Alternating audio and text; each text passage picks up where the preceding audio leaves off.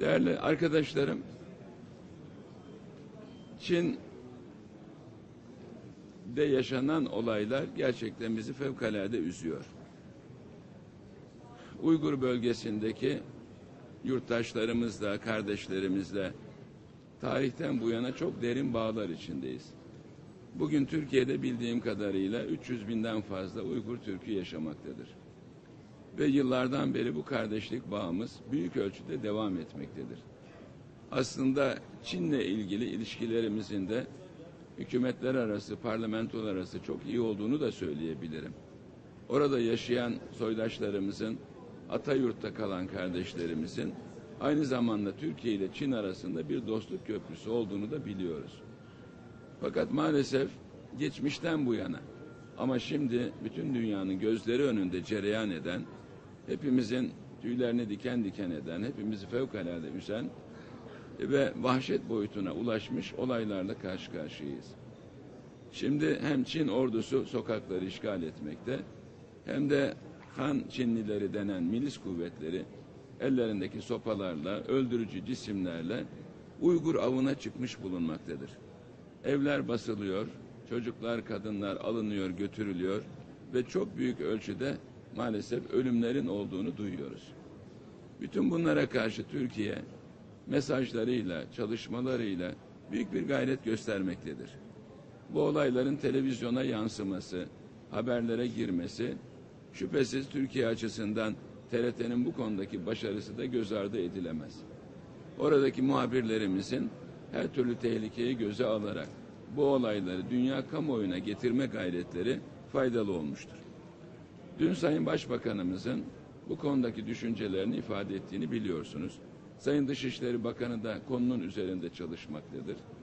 Biz konuyu şüphesiz Birleşmiş Milletler, Avrupa Birliği bakanları ve dünyada sözü geçen ülkelerin gündemine de taşımak istiyoruz. Maalesef Çin ekonomideki gücü, nüfusu ve dünya politikasındaki gücüyle bu olayların üstünü örtmeye çalışmaktadır.